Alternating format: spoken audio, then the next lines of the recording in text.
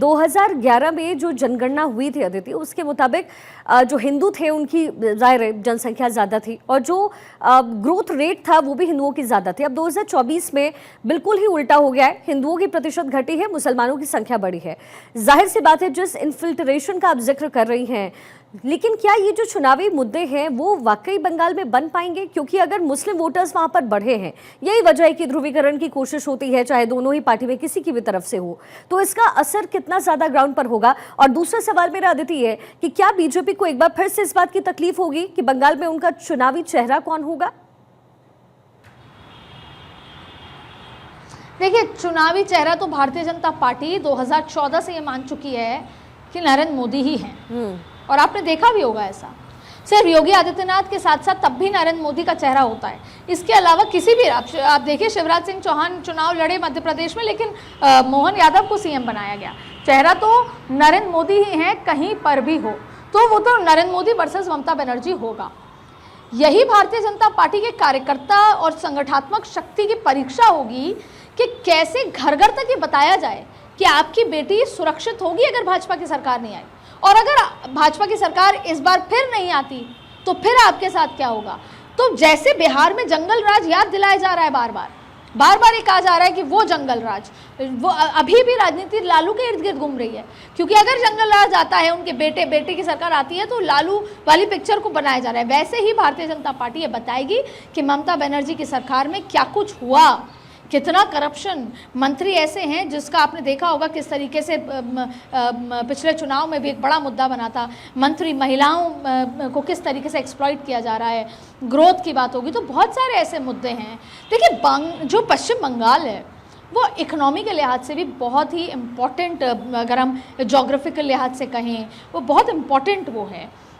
और अगर हम तीसरी अर्थव्यवस्था दूसरी अर्थव्यवस्था तक जाना चाहते हैं तो अगर हम साउथ बात करें, साउथ के बहुत सारे ऐसे राज्य हैं जो बहुत, अगर वो भारत के जिसे बोलते हैं कि नरेंद्र मोदी सरकार के साथ इस अमेलगमेशन में आ जाएं तो ग्रोथ रेट में बहुत मदद कर सकते हैं। पश्चिम बंगाल भी सबसे बड़ा, जिसे बोलते हैं बॉर्डर, अगर हम बात करें तो वो बहुत महत्वपूर्ण, जोग्राफिकली बहुत इम्पॉर्टेंट राज्य है।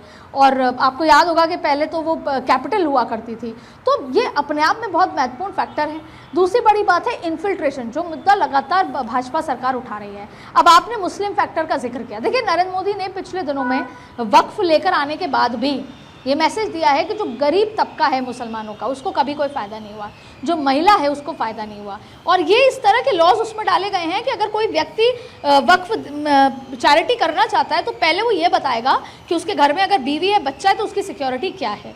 तो कहीं ना कहीं ये भी कोशिश की जा रही है कि जो पसमंदा है, बोरा मुसलमान हैं, वो ये समझें कि नरेंद्र मोदी एक मसीहे की तरह काम कर रहे हैं, गरीब मुसलमानों को मदद करने की कोशिश कर रहे हैं। और आप देखिए कि इस तरह की भी चर्चा होती है कि जो वक्फ के ऐसी संपत्ति है जो गलत तरीके से जिसका पैसा जा रहा है, उस पैसे को रोककर गरीबों में बांटा जाएगा, मुसलमान गरीबों में बांटा जाएगा। जब उनके अकाउंट में पैसा आएगा तो जाहिर तौर पर उनका हृदय परिवर्तन हो सकता है। लेकिन फिर भी आप देखिए कि अभी बहुत सारा खेला होना बाकी है, पर अगर जो मुख्य एजेंडा है वो महिला सुरक्षा होगा, क्योंकि अगर बंगाल की महिलाओं ने ये तय कर लिया कि इस बार सुरक्षा के नाम पर हमें नरेंद्र मोदी के साथ जाना है, तो फिर नरेंद्र मोदी की जीत को कोई नहीं रोक सकता। आपने देखा होगा, तो एक तरफ तो भारतीय जनता पार्टी जाति के लिहाज से कैंपेन करेगी, जो करती है, जैसे महाराष्ट्र में किया, एससी वोट बैंक का अलग कैंपेन हुआ, अलग अलग हुआ, ब्राह्मण का अलग हुआ, मराठास का अलग हुआ, भाग में बांट कर। लेकिन पश्चिम बंगाल में भी आप देखिए अलग अलग कैंपेन्स होंगे जाति के लिहाज से, धर्म, लेकिन ये एक एम फैक्टर, महिला फैक्टर का कैंपेन अलग तरीके से होगा, उनको बताया जाएगा। और फिर आप देखिए दिल्ली में जिस तरीके से महिलाओं के खाते में पैसे जाएंगे, ये मैसेज जाएगा, तो अपने आप में बहुत सारी चीजें आएंगी। अभी बहुत पानी बहना बाकी है, लेकिन पश्चिम बंगाल का चुनाव ममता बनर्जी और नरेंद्र मोदी दोनों के लिए ही नाक का चुनाव है। बिल्कुल अदिति, आप बने रहिएगा, एक बड़ी जानकारी मिल रही है, फिर मैं लौटती हूँ आपके पास। ममता बनर्जी के खिलाफ शिकायत दर्ज हुई है, छात्रा शर्मिष्ठा मामले में शिकायत हुई है, पुणे पुलिस के पास शिकायत दर्ज की गई है। ममता बनर्जी के खिलाफ ये शिकायत दर्ज हुई है, शर्मिष्ठा मामले में शिकायत दर्ज की गई, पुणे पुलिस के पास ये शिकायत दर्ज की गई है। अदिति, जाहिर है ये भी एक बड़ा मुद्दा बनाया जा रहा है, बीजेपी इसे जोर शोर से उठा रही है और एनकैश करने की कोशिश। बिल्कुल, देखिए यही जो फैक्टर आप मुझे बात कर रही थी, इसमें पाकिस्तान एंगल जब आ जाता है तो लोगों के सेंटिमेंट्स होते हैं। देखिए शर्मिष्ठा ने सोशल मीडिया पे जिस भी तरह की भाषा का इस्तेमाल किया वो आपत्तिजनक है, सही नहीं है, और फिर उसने माफ़ी भी मांगी।